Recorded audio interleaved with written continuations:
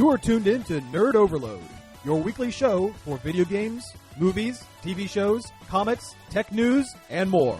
Sponsored in part by Replays, Gameware, Movies, and More, and Creative Foundations, employing individuals with disabilities. Now your hosts, Sam Dunham, Cody Pinnick, Samantha Cross, and Josh Harrison. Hey everyone, you're listening to Nerd Overload, the pop and geek culture show that is just like Team America. No, not the movie, the comic from the 70s where 5 motorcycle men turn into one super motorcycle man. I'm Sam. I'm Josh. I'm Samantha. And I'm Cody. We have a great show for you. We have an extra special show for you this week on this wonderful 4th of July. We have an interview coming up later on in the show with Chris Bidwell, the Nintendo World Championship representative from Chicago. Well, he's from Columbus, but he's a Chicago representative. Exactly, yeah. Thank you for tagging in on that one. I lost my train of thought on that. But before we get into that, we have some check-it-outs we want to do. I've been to a couple movies recently, which is something that hasn't happened in a while. Oh, right movies. on. Right on. We went and saw Inside Out, which recently came out. It was really good. It was definitely a return to form for Pixar, I think. Good, okay. After all those Cars movies and Cars sequel or spin-offs. Yeah, it's nice to see them not do a sequel. Yeah. It was clever. All the characters were funny and well developed. And did it give you the feels? Oh, toward the end, yeah. Oh. Yeah, it has Of course. It's Pixar. Yeah, as a Toy Story 3, I'm kind of tearing up ending. So did she give all of her feelings to a younger child? Yes. Right after they were almost incinerated? There's a lot of crying in this movie. Like, a lot. Oh, great. That's something to look forward to. Great. I'm a very emotional man. Yeah. I'm doomed. Even for a movie about emotions, there's a lot of crying. Yeah.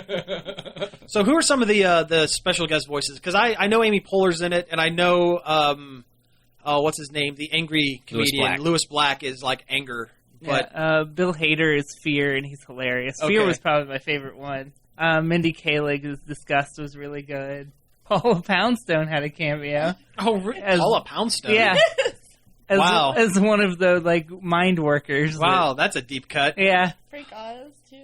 Yeah. Oh, right on. I mean, just a little cameo, but...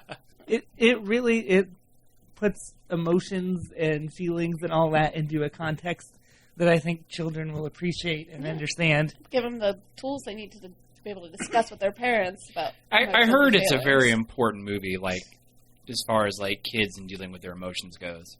There's stuff I want to talk about, but it's spoiler territory. I don't know if... Well, I mean, it just came out, so we probably shouldn't, spoil it. I mean, you see it coming a mile away, but I don't want to spoil it. Okay. Maybe later.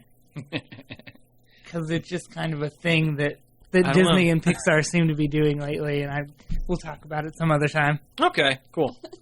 So you said there were a couple movies? What was the other one you watched? We saw Jurassic World last night, which, we've talked about on here before. But your mom and grandma. Yeah. Went on a grandma date. It was really good. I liked it a lot more than I thought I was going to. Oh, cool. I saw it twice. I loved it. Yeah, it was really good. I've yet to see it. It's worth seeing. Yeah, well, there are a lot of movies worth seeing, but I just unfortunately don't have the time. Okay, well, I haven't had a whole lot of time to check anything out, but I did watch the first episode of BattleBots. Oh, that came back recently? It came back. Huh? It is back, and it is great. I think they're 2 episodes in now. Yeah, I need to watch the second one, but... I caught the robot fights because I don't care about the other crap. Oh, I watched the whole thing. It was fine, but it was great. It's exactly like you remember. You have the stage arena hazards, nice. The hammer and the drill and everything, and the chainsaw, or not chainsaw, but the blades that come out of the ground. Yeah. One of the 2 commentators is good. The other one was a former MMA fighter, and his commentary is not the best. He's the color commentator, and his color is maybe beige. I'll tell you, that one robot that had the basically the lawnmower motor in the middle of it, and it was spinning around. Oh man! Oh, some of those are. I can't remember its name. It was Crash Wave or something like that. But it was something like that. But it fight just started, and it rolled into this really big robot and just basically ripped the whole side of it off. That's amazing. Yeah. Last BattleBots, there was always one kind of robot that would always win, and I forget what it was. It like a wedge one? The wedge ones are really, really versatile. Yeah. Especially if you make them thin enough that even if you flip them over, they can still drive. Right. There was a weird walking robot. Yeah, and it did not do very well. Well, not in the beginning, but toward the end. Toward the end, because it was like 2 walking legs with like a tail-looking thing and a giant buzzsaw on the front, and it would just lumber towards you. Yeah, it was like something Rex. Yeah, and it cut it didn't win, but it cut like the entire side panel off of one of its competing robots. Nice. And then there was like one robot team that was like one main robot, and it had like a couple like mini robots running around. What? Yeah. They've added in the idea of mini bots. There were multiples that had mini bots. Wow. Yeah. Crazy. Do you remember the other robot fighting show that came out from like the 90s, early 2000s? Basically where competitors would build their own robots and then bring them into the arena, and then they had to fight robots built by the people who run the show. No. Oh, man, I cannot remember. They had like their robots like did some of the things that BattleBots weren't allowed to use. Like some of them shot nets, some of them had fire. Nice. These new ones have fire in them, though. Do they? There was one that... It was one of the mini bots. It would drive underneath you, and then just turn on its fire jets and like burn you from the inside. Nice. Yeah, I just love the fact that Grant Amahora from MythBusters was like an original competitor in the show. Yeah, and they've got a couple of the old competitors back. Oh, did they? Season. Yeah, I watched some of the behind the scenes stuff. And yeah, some of them they were. One of them was a competitor when she was like 13, and is now like in her mid to late 20s and is competing again, and she actually went on. I think I saw that fight. Yeah. It's just cool to see it come back. I mean, I don't see it surviving. Oh no, it won't last more than a season, but it'll be a great season. Yeah, once the nostalgia wave is done, then people will forget that it exists. Unfortunately, I remember when they made BattleBots toys. Yeah. Plus, it's on like ABC, isn't it? It's like a main. Really? Yeah. I don't remember. It's either ABC or NBC. It's one of the networks. It's on network TV. But it's on Hulu, so you can just go and watch everything on Hulu. And I would suggest doing that. It's really cool. It's good. About the only big thing I did I was catching up on a couple of My Little Pony episodes I've missed the last couple weeks. And they had one. It's possibly one of the best episodes I've seen, and it's so fan fueled. It's ridiculous. It's called Slice of Life, and it's basically about all the background characters running around town. You see like the main characters in the background doing stuff, but you never see them doing. Like, it never focuses on them. This whole thing is about a wedding between Cranky the Donkey and his lady donkey. And it's all, like, the fan-built theories and whatnot in the episode. Like, Derpy or Muffins or whatever you want to call her. Whatever they're allowed to call her at this point. They never say her name, but she's, like, she made the wedding invitations and they're messed up, and she's trying to get things fixed, and she's running around, and then you see her complaining at the cafe to another pony, and it's the Doctor Pony, Doctor Who's, and then at one point she actually calls him Doc, and he goes into a lab that looks a lot like the inside of the TARDIS and trying to figure out things. Oh, jeez. And at the very, very end, you see him wearing a big long scarf, yelling, "Well, we better get in there, L on Z," and goes into the... Wow. Oh, yeah. So lawsuit level. There's there's like Lyra sitting on things, and there's Bon Bon being a secret. There's all kinds of crazy nut stuff going on. They just let loose with They did. But it was like their 100th episode. So that was kind of the thing 100 ponies. And I have yet to see a single one. You'd be better off I've never partaken of the pony. I wouldn't bother. I still get enjoyment out of it. I mean, it has a high points and it has low points. Much with everything. Yeah. I've been playing the new Batman. I guess I talk about that. It's really good. It's not as good as I was led to believe by reviews. Yeah. Like, it's not a 10 out of 10? No, it's not a 10 out of 10. It's 10 out of 10. 10 out of 10. It's like 8 out of 10. Okay. It's still high. Yeah. I mean, it's still really good. Like, I'm still playing it because I had no interest in it at all when it was announced. I'm tired of these Batman games. Asylum was the best, and it's gone downhill since then. But it's good. I'm glad I picked it up. The only real problem the Batmobile is in it, and they try to shoehorn it in everywhere to justify its existence. Ah, okay. Because, I mean, it's perfectly fun just jumping and grappling, hooking around the city. Mm-hmm. Like in all the other ones. Yeah, but they have to come up with all these things to make you use the Batmobile. Like, there's drones driving around everywhere. Oh, no, Batman has to race someone. Yeah, a lot of Riddler's challenges. He's built racetracks for you to drive on. Okay. And there's this one kind of drone that you have to sneak up behind and shoot it in the exhaust port in the back. Shoot it in the butt. Shoot it. Sorry. But it's like Stay on target. vehicle stealth segments, and it's just terrible. It's not fun at all. I don't know how it made it through testing because it's so lame. And they keep doing it, but instead of like finding a twist on it to make it interesting, they just throw more tanks at you. Jeez. Wow. So Well, they got to justify putting that big gun in front of the Batmobile. Yeah. And even the regular tank fighting is not that interesting. You just kind of drive around and try to stay out of the range of the drones. Like, you see their exact shot pattern out in front of you, and it starts out white, and then the line turns red, and that's when they're going to shoot. So don't be standing there when they shoot. And no offense, but you were like the worst at driving it. Oh, I'm a terrible Batman in general. Oh, you have no idea. Like one time, you were ramping off of something, right? Doing some sweet jumps. Yeah, and I just accidentally launched Batman out of the Batmobile because there's a button that shoots you out of the Batmobile so you can get air. Yeah, you just hit the wrong button and just shoot Batman out. I've accidentally reversed my Batmobile off of a bridge into the water. There's just so many different like button combinations and buttons that you have to remember that like I'm all the time just hitting the wrong thing like an old person trying to play a video game. Accidentally smashed yourself. Yeah, because there's one of the Riddler racetracks. You hit a button to move like these smashy things out of the way while you're driving. I've smashed myself with one a couple times. Nice. I'm glad Gotham can sleep easy tonight, Cody. The whole side mission, there's a Riddler side mission where he's kidnapped Catwoman and locked her in an orphanage she can't leave, which is lame because it's all up to Batman to get her out of there, and she just stands in there the whole time. Why can't she leave? Yeah, like you'd think She Catwoman. has a bomb around her neck. Yeah, she's got a bomb collar around her neck. But she's a thief.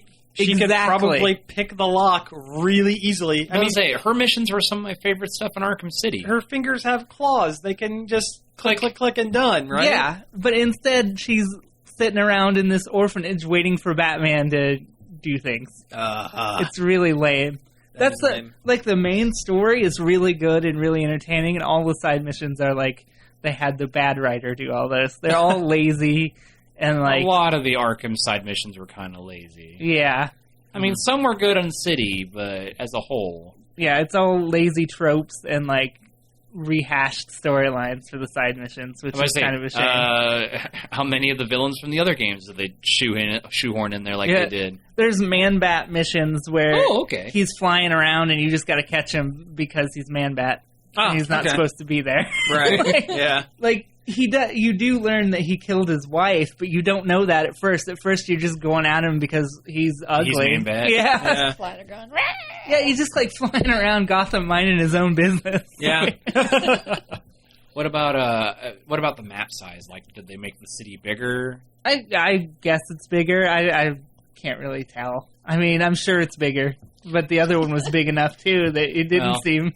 Well, I know, like in Arkham Origins, like they utilized a lot of Arkham City and then added a couple little areas here and there. This has like 4 different islands of Gotham. Probably more than 4. I don't remember, but you know, it's big enough to where you don't ever think, "Man, this is small." Have you found out who the Arkham Knight is yet? No, but I think I know who it is. I've heard theories. We won't. Should we talk about? Why not? I don't know who it is, but I'll tell you, I think it's Jason Todd. It probably is. Because they took the time to tell you that whole story, so I'm like, well, why would you tell me about this guy if he wasn't the Arkham Knight? Yeah. I've seen a lot of marketing, like for the Red Hood and Jason Todd stuff. Yeah, yeah. There was one theory out there that the Arkham Knight is the Joker. That's what I thought at first, because he's voiced by Troy Baker like the Joker is now. From Origin. Yeah, but I don't think that's it. Really? Yeah, there's plenty of other side story stuff going on with Joker that they wouldn't have to. So he's not dead? He is dead, but his genes are running through... There's like a Joker disease that's running through 5 different people and Batman. Oh. So you get hallucinations of Joker all the time, just hanging out with Batman and like commenting on what he's doing, and it's actually pretty funny. Oh, that's great. It's one of my favorite parts of the game. It does sound pretty good, actually. Almost like PTSD of the fact that he died and you couldn't save him, kind of thing. But I don't want to turn this into Batcast, so we did that once. Yeah, we did that once. With Origins. Yeah. You know what? I think we're just going to go ahead. We're going to make this first break a little long, and we're just going to go right into our interview with Chris Bidwell. And then after the break, we'll get into some news. How's that sound? Good. Hey, everyone. Thank you for joining us. We have a very special guest interview today. Chris Bidwell. He was the Nintendo World Championship representative from Columbus, Ohio. It was actually out at Schaumburg, Illinois, the same spot we were at. Chris, thank you for joining us. Hey, Cody and Sam, how you guys doing? Doing great. Got a question for you right off the bat. I am dying to know, what was it like when you were on stage there at the Nintendo World Championship? You know, lights go up, everyone's a crowd in front of you, the whole 9 yards. How was that? It's pretty surreal. I didn't know how I would feel. But, you know, as soon as the game's in front of us, then you kind of tune everything else out and you just go. And then all of a sudden, next thing you know, it's over. Wow. So I wish there was, you know, some magical movie moment where everything slows down.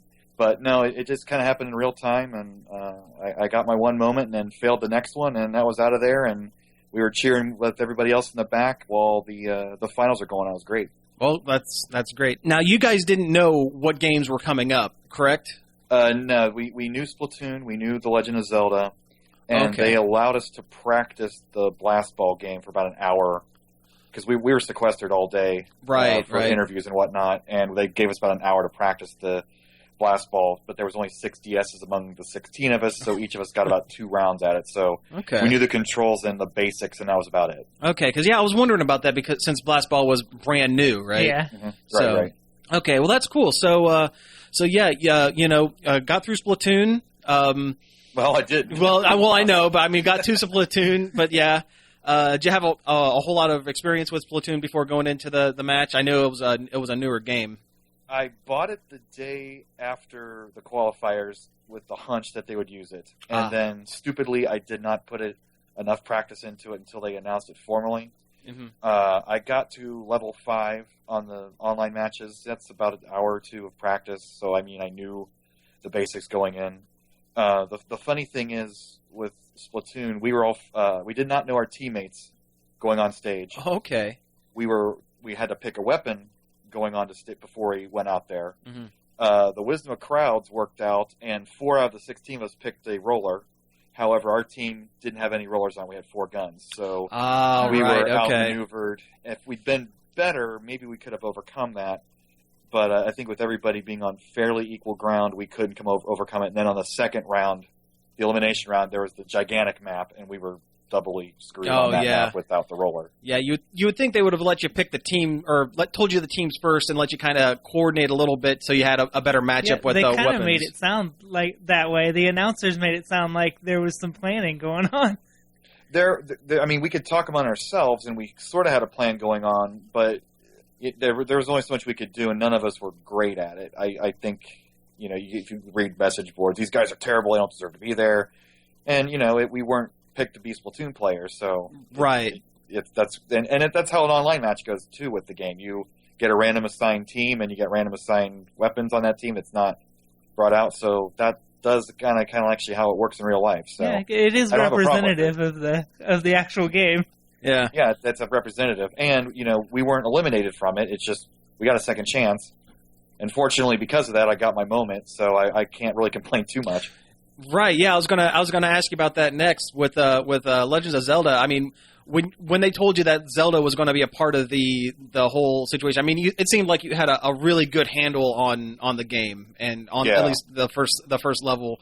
What were you thinking when they said, "Oh, okay, the next one up is Legend of Zelda, the original"? That was the first game they announced. Oh, really? Like a week or before the competition, but they didn't say specifically what it was going to be. And then about 2 days before the competition, they formally come out and say it's going to be the first level.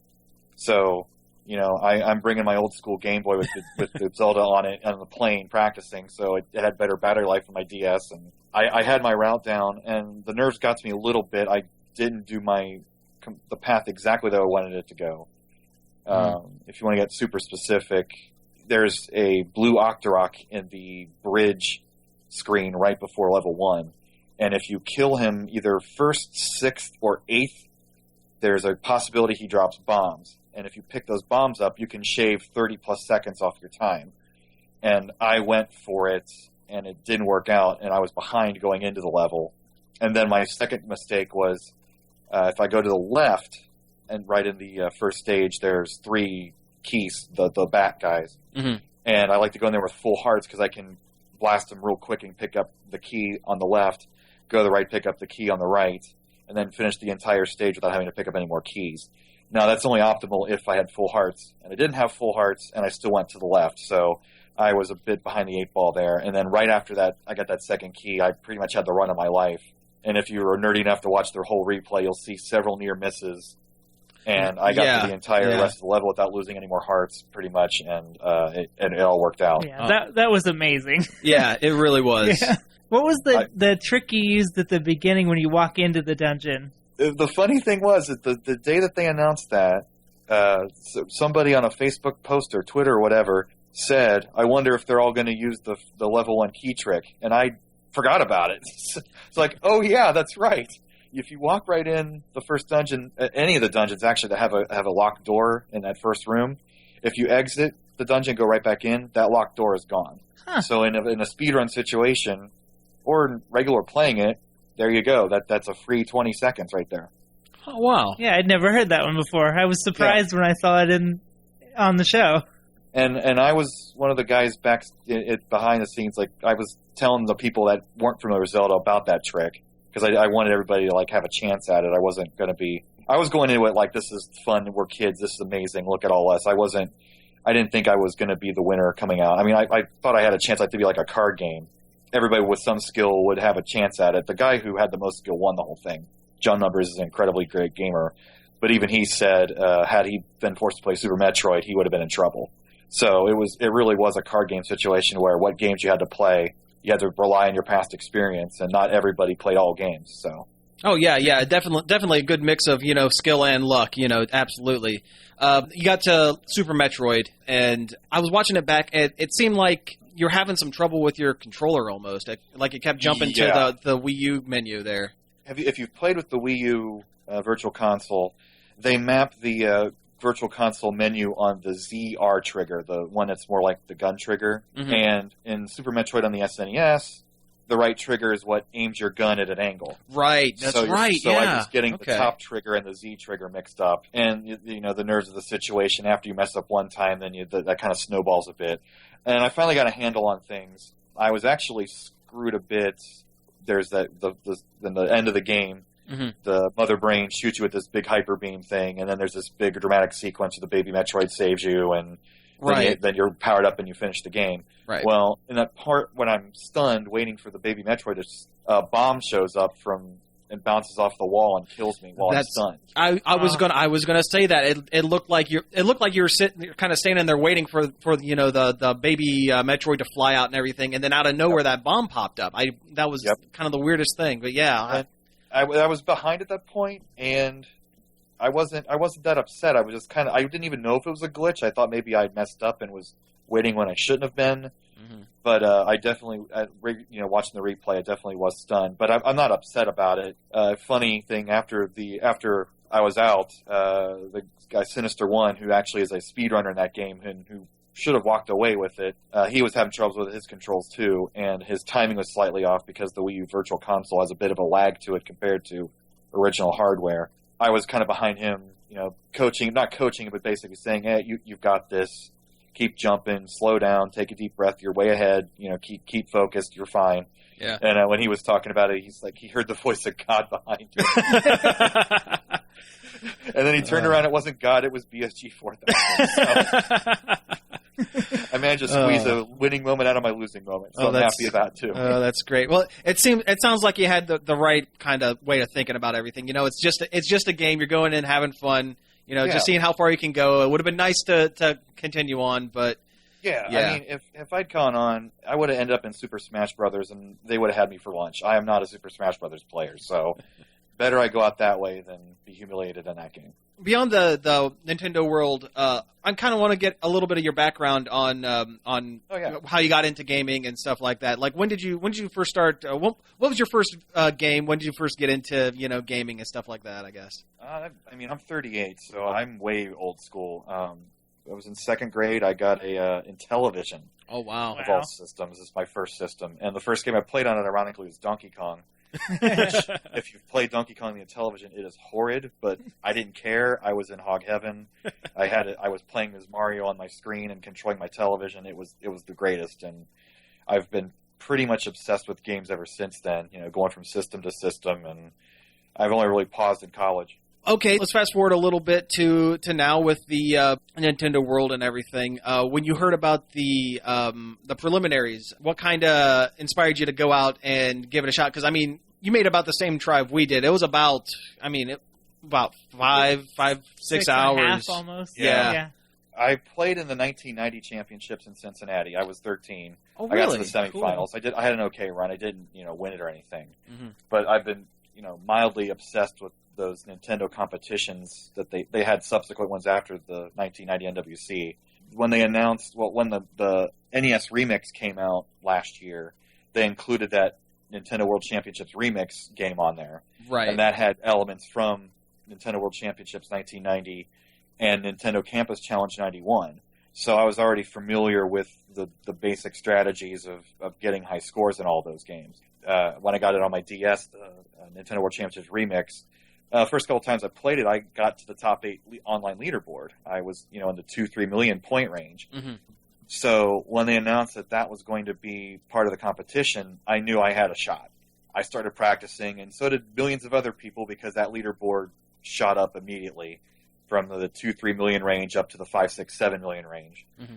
But being that you only got one chance at what we knew at first, I was trying to figure out a way to not go full on, because to get a very high score in Dr. Mario, which is the money game, you have to set up these Rube Goldberg-like contraptions to get these gigantic combos to get a lot of points. And if you make one mistake or misplace one piece, your score goes down precipitously. I mean, it's exponentially lower. Right. So I was trying to figure out the perfect balance of pushing that, but not taking the biggest absolute possible risks, knowing that I only had one chance and that an absolute top score probably wasn't going to be required to win it. And it turned out in our region, in Chicago, it wasn't. I won with a score of 2.98 million. Okay, I was going to ask you what your final point score was for that. Okay. My top out was 4.5 million on my DS, which right now is 22nd, but as of Memorial Day, it was 5th. So you can see how many people have been playing. Wow. But I got my first attempt, I got a 1.98 million, and then we went to lunch, kind of happy, but little disappointed. And then we heard that they were allowing replays in San Francisco over social media, so we went back and got them to affirm that they were going to start accepting replays as well, and I got that on my third try, and that was all that was required. Oh, wow. So I didn't stay there the entire day or anything like that. Somebody could have come in and taken it, but fortunately for me, it didn't happen that way. Yeah, shoot, I had no idea they were doing, they're taking replays. I mean... Yeah, I would have went through again. Yeah, we went through once and turned around and left. I think we went and got something to went to lunch or something like that. That kind of shows how obsessed I was with it. I was checking up on the Twitter sites and Facebook people I knew who were doing it, and that's how we found out about San Francisco, and that's why we went back. So that was kind of the difference. Well, that is a heck of a lot of luck there. I mean, just checking everything, and that's lucked out, definitely. Yeah. Now, I was kind of doing a little research, and you're in something called the Columbus Retro League. Is that what it's called? Yeah, I've been a huge game collector, so we moved into my house 5-6 years ago. Basement completely furnished, so I had finally my game room, my dreams. Mm-hmm. But it kind of doesn't make sense to have it to myself. Mm-hmm. You kind of want to have other friends that are into this stuff. So I started up this retro league so we could go around town and have retro game tournaments, and there's a big scene with Tecmo Super Bowl, and we had a hockey night, and we've done like mini games. So we kind of have different strange themed tournaments once a month. And Oh wow! Sounds really definitely, cool. if you're in town, and check us out on Facebook and come join us. It's cheap. It's we're fun people to hang out with, and maybe you'll win something. Oh yeah, we'll definitely have to Yeah, check we'll that definitely out. have to check it out. Sounds cool. Sounds really cool. Yeah, where are you guys located? Marion, about an Okay, hour that's- north. about an hour away. Yeah. Come on down. Yeah, definitely. We're down that way quite a bit. Yeah. So yeah, for sure. Now, you mentioned you're a game collector. What's the pride of your collection? Oh, I always get asked that question. I never quite have the right answer. I think the coolest thing I own is probably the Vectrex. Have you seen one of those Oh before? yeah, those are cool. It's just stunning. You see a picture of it, doesn't do it justice. Those vector graphics just pop out so nicely, and it's so smooth that and it's got that the console itself looks like an original Macintosh but in black, so it's just got that super cool 80s timeless look to it. I mean, that's kind of the coolest thing I own. I have some expensive and rare games, but it's funny. Like the best games aren't really the expensive rare games. Oftentimes, it's the expensive games tend to be like the crappy ones that they didn't Nobody publish too buy, many yeah. of them. Yeah. I mean, I have Bonk's Adventure for the NES, and that's not that great. The original Bonk on the TurboGrafx is much better and way cheaper. So it kind of, I don't have anything like a Nintendo World Championships card or anything. I just have reproductions for those. That's great. You know what? I think we're pretty much at our mark. So, Chris, thank you for joining us again. I appreciate you taking the time. Before you get out of here, is there anything you'd like to plug? Yeah, absolutely. Besides Columbus Retro League, check us on Facebook. I also host a podcast, Now You're Playing with Podcast. We talk about kind of everything from the really old Ataris and stuff up to the modern stuff. So check us out there if you want to waste 4 hours listening to the entire history of the 7800. Well, great. Well, yeah, definitely. We will definitely have to check that out. Again, this has been Chris Bidwell, Nintendo World Championship participant from Columbus, Ohio. Thank you one more time. Thank you for thanks a lot. joining us. Thanks, guys. It was fun. Nerd Overload is brought to you in part by Replays, Gameware, Movies, and more. Replays is the place for all your gaming needs, from retro up through current-gen systems and accessories. They even have a free customer rewards program. Mount Vernon Avenue, Marion, across from the Marion Plaza. 751-4072 or online at facebook.com/replaysmarion. Nerd Overload is sponsored in part by Creative Foundations. Hi, my name is Robert. Hi, my name is Amber. Hi, my name is Jessica. I'm Jimmy, and I work at Crave Foundations, The store that employs people with developmental disabilities. We have 4 locations. Delaware, Mount Vernon, Marysville, and Urbana. Our website is creativefoundations.org. Find us on Facebook.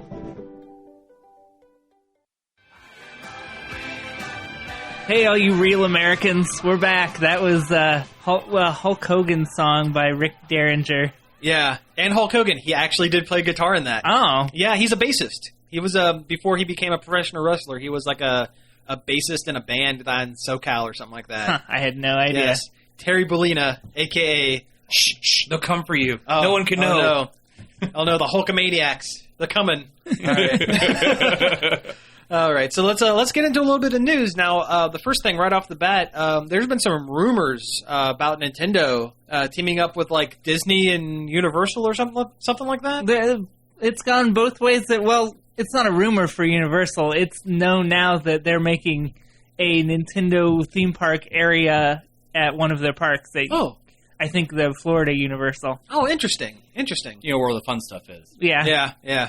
So yeah, not only can you go to Harry Potter Land, there'll be some kind of Mario The Mushroom Land Kingdom. or Nice. Nintendo. Yeah, I wonder if they'll just do Mario or if it'll be like Nintendo World or Smash Brothers World. Smash Smash World, yeah. All the mascots just fighting each other in the streets. Like those old commercials for the 64 one. Yeah, with right. the Yeah. mascot costumes. Yeah. Those were terrible.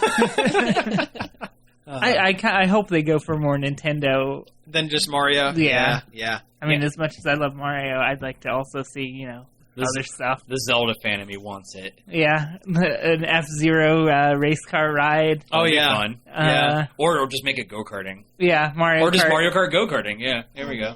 They could do those Mario Kart carts that you could pick up items on the track type of thing. I think they had it at like Coachella or some kind of festival like that. Oh, okay, interesting. They had like real Mario go-karts that you could drive over certain parts of the track and get items that would affect the other carts. Yeah, weird. Yeah, they could have a Metroid area of the park, but Samus won't show up. Yeah, it'll be called Metroid, but it won't be anything that anyone wants. Tell us how you really feel. Yeah, but beyond that, it sounds like Nintendo's looking at trying to team up with Disney for some stuff. There was a leak. Again, it's all rumor, but the source apparently the source that leaked it also called like a lot of Nintendo's like E3 announcements. So I mean, it's someone on the inside. Maybe they knew all the disappointment beforehand. Yeah, well, but I guess they're working on trying to get Mario into a starring role in Wreck-It Ralph 2. Which would be cool. And there's been murmurs about that before, so there's probably some truth to it. Wasn't Bowser in the first Wreck-It Ralph? Yeah. Bowser was, yeah. But no Mario. Right. Because they couldn't find a place that was big enough to warrant, the Super Mario. Yeah, right. But you know who I am. But beyond that, they're looking at trying to get amiibo support for one of the upcoming Disney Infinity games. Which, why not? That'd be cool. Yeah, that would be cool. There's Bowser and Donkey Kong Skylanders coming. Which is weird. What? Yeah. I hear about that. Yeah, it's weird. It was one of their E3 things. There's dual functioning amiibo Skylanders of you Bowser and flip Donkey the base Kong. or something like that. Oh, jeez. It's very weird. And the theme for the next Skylanders is vehicles, so it's like Bowser in some kind of clown car, and Donkey Kong has some sort of barrel plane. Yeah, something like that. Do a barrel roll. Yeah, pretty much. But they're also looking at branching out into films and getting a game where Mario and Mickey are both in it. I think that'd be really cool. I mean, that would be cool. Two huge icons like that. Yeah, they have a lot in common between the two of them. I mean, they're both enthusiasts of white gloves and overalls. Yeah, with yellow buttons. Yeah. I mean, they're practically brothers. You got Mario, Luigi Mario, and Mickey Mario. But no, when the leak first kind of announced, I was joking with you guys about how Mickey's confirmed for Smash Brothers because that's always kind of the joke. But after I started thinking about it, they had that Epic Mickey game, which was really good. Yeah, it was a fantastic game. Yeah, or two of them. Get Oswald the Lucky Rabbit in there or something. Yeah, I mean, I think Mickey would be cool in Smash. Yeah. Okay, so would Oswald be like the Luigi analog? Yeah, he kind of is in Epic Mickey, like especially the second one. He's kind of the Luigi to yeah, because he was Walt Disney's first creation, right? But he didn't have the rights to it when he left wherever it was. Yeah, he worked for like Universal or something like that before he left and started Walt Disney. Right, and so he did something eerily similar. Yeah. Yes.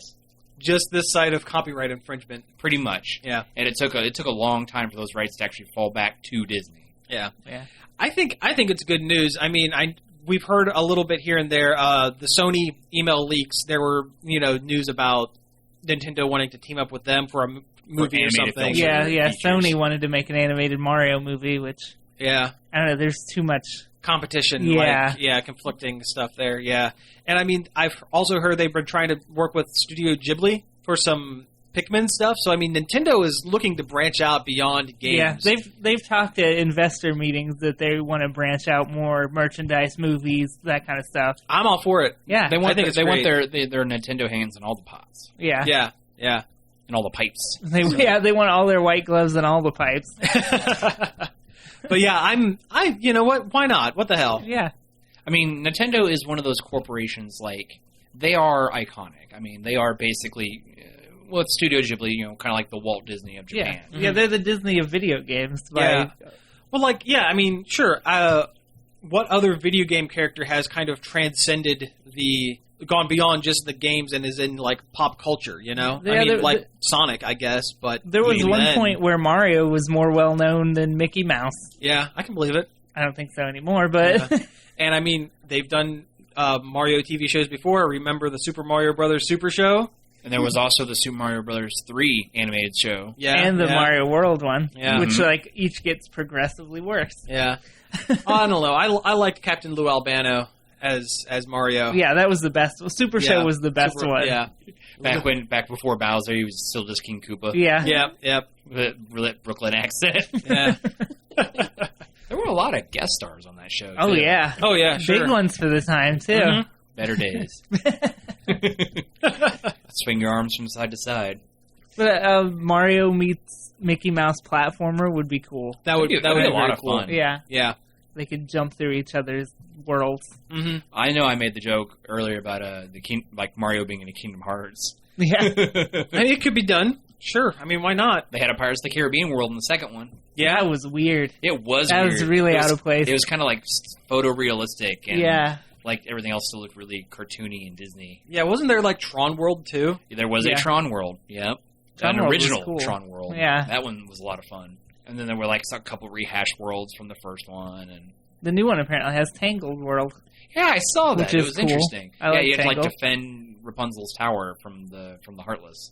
Or whatever the storyline is at this point. No Yeah. one knows. I mean, No, yeah. yeah, it's been forever since Kingdom Hearts 2. And there's been so many spin-off games that, like, who knows what's going on Well, in some that. of them are spin-off games. Some of them are console rehashes of the Game Boy Advance versions. It's a pile. Like, It's- if you're looking to get into Kingdom Hearts, I don't know. I don't know where to start. I don't the know where to first start one, either. I don't know. Yeah. They've probably retold the first one in a different at way. this I point, don't There know. was one. It was like Kingdom Hearts like 1.2 or something. Yeah, and like No. recoded or something. Yeah. Like, it's a mess. Oh, there you go. Well, then maybe I don't want my Marios in that. But everything else sounds great. Hey, the first two games are great. Yeah, but even the storyline in the second one just turns into a big pile, too. It's just a confusing mess of themes and ideas that don't go anywhere. Yeah. It's like a time travel movie. It's a bit of a mess. Yeah. Well, speaking of big piles of confusing mess, they've been announcing a whole bunch of stuff from San Diego Comic-Con, and one of the weirdest things I've seen is KFC is putting out an SDCC exclusive Colonel Sanders comic. Why? Like the life and adventures of the Colonel. I've never read anything about the Colonel. I understand that he was a real man. He was a real dude. Yeah. He was a real Colonel. Had a real secret recipe for chicken. Yeah, which is secret today, you know. Yeah. Lock and key. It's like they forgot that he was a real person. Yeah. Because, Have like, you- with these new commercials that are creepy With as all get out, Daryl Hammond? they're awful. Yeah, they're weird. They are hate 'em. weird. I hate him. Give me the Ghiblies. They are. They're super creepy and weird, and not in man. like a Burger King. Yeah, I was like, gonna funny say. I was way. gonna say. I miss I would the love to see a King. commercial with the creepy. The Creepy King is back. I saw a commercial here the other day with Creep King. Nice. Do you remember Yeah. when those old Xbox games came out with the Creepy King? Yeah, you have Like to sneak up. King? Sneak King. You sneak up behind him and give people burgers. Yeah. I love that game. It's stupid.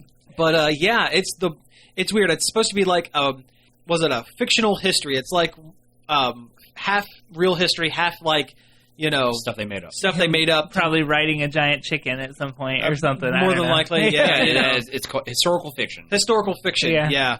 It's the Abe Lincoln vampire hunter of fast food chain mascots.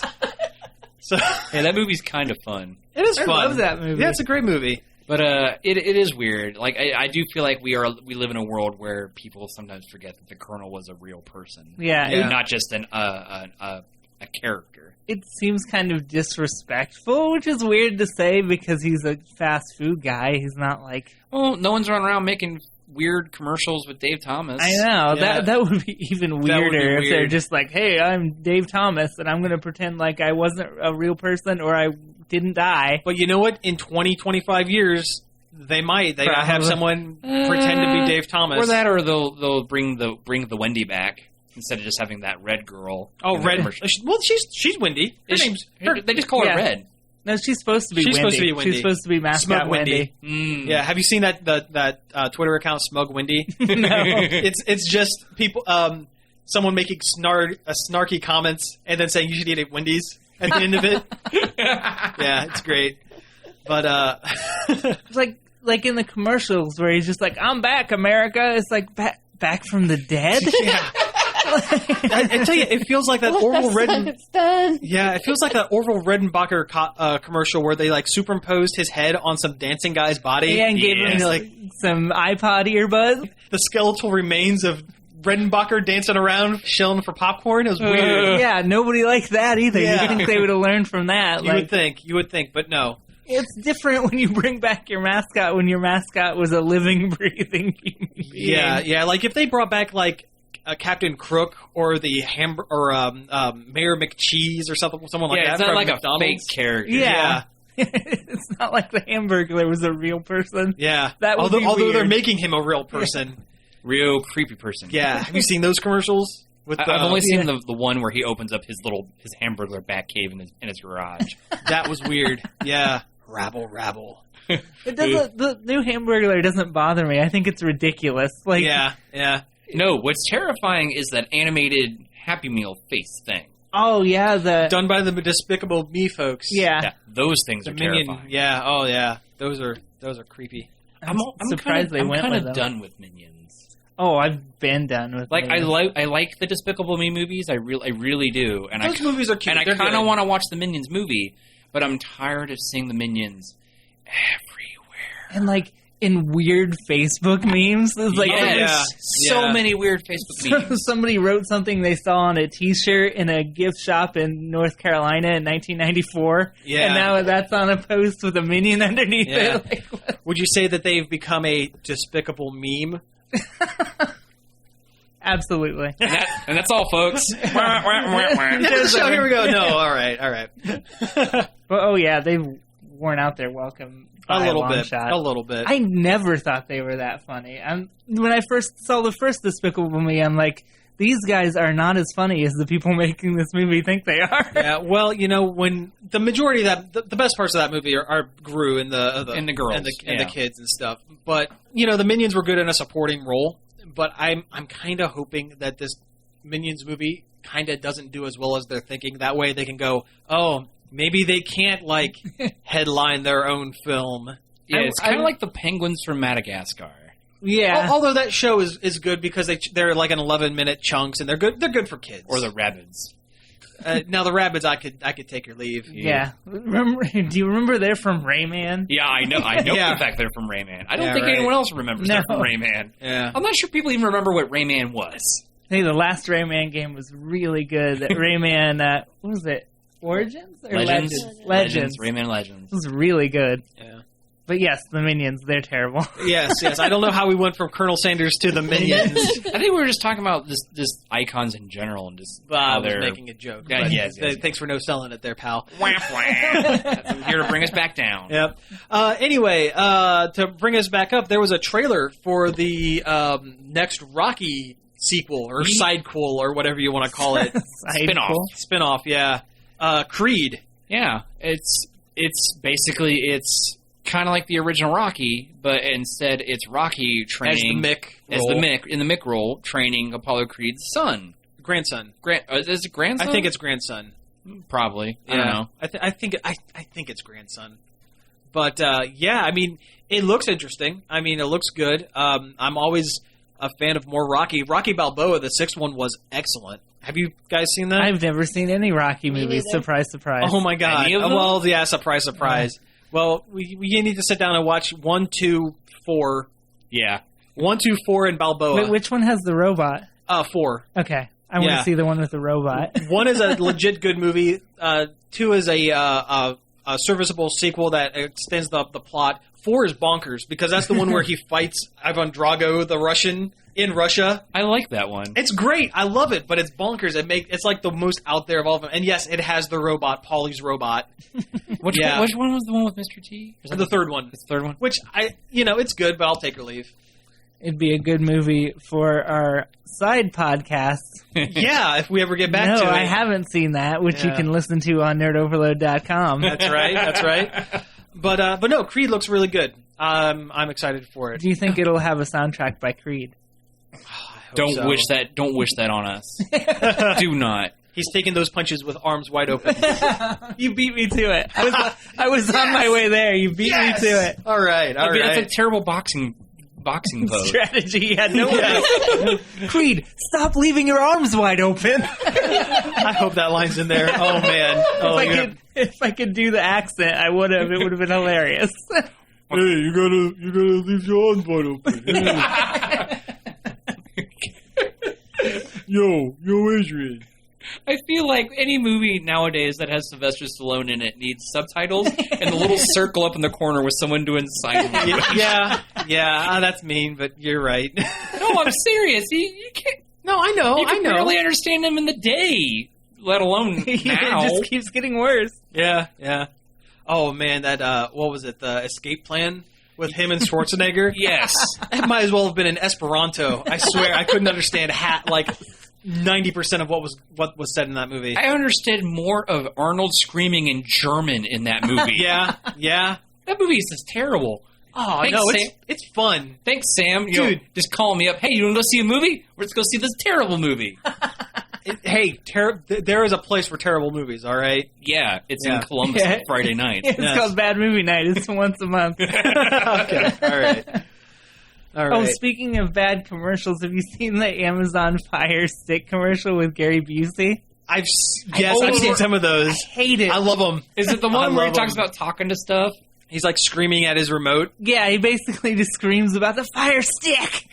The whole commercial. I hate it. Oh, I love it. I love Crazy Busey. The other day, IMDb posted about Gary Busey's birthday, and the picture they chose for him, like I feel bad. Like, I feel like at some point he had a stroke because his face. He had a motorcycle accident. Had brain damage. He has permanent brain damage. I did not know that. Oh, yeah. If you want to see a good movie with him, he played Buddy Holly in a movie before his motorcycle accident, and he was like a legit good actor. So that was before he went all crazy? Yeah. Yes. Every time they use Gary Busey in anything now, there's always this undertone for me of like, are we really doing this? Like, are we really kind of like? Know this. Well, ever since that show I'm with Busey on VH1, that was a real eye opener. Oosh. Yeah. Yeah. What was that one where he screamed about mechanical tigers? It was like a celebrity competition show. Had Hal Sparks in it. Was it The Apprentice? No. Because he was been on like 4 seasons of The Apprentice. Yeah, Celebrity I Love New York. I saw a post with New York in it, and I was like, wait a minute. I forgot she was even a thing. It's a she? I don't know what this is. It was a spin-off of, what was it? The Flavor Flav's dating show. Oh, Flavor of Love? Yeah. Flavor of Love. Yeah, she was... Yeah, she was such a big personality that they gave her her own spin-off called I Love New York.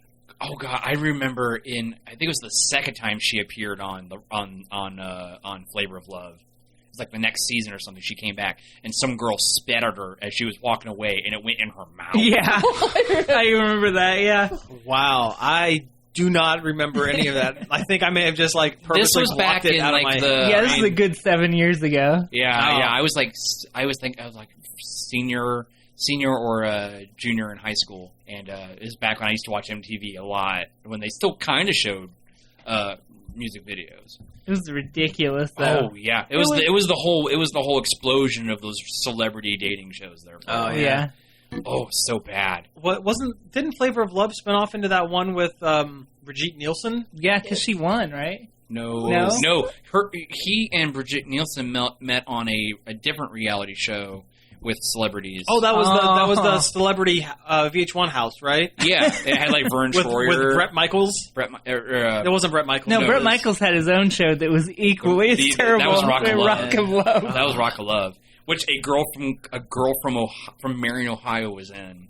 Oh, really? Yeah, a buddy of mine went to school with her. Oh, wow. Man. Yeah, I don't remember which one. Marion that was. Proud. Yeah. Oh, yeah. She was a train wreck. Well, Bret Michaels. We're not going to get her on the show now. Yeah.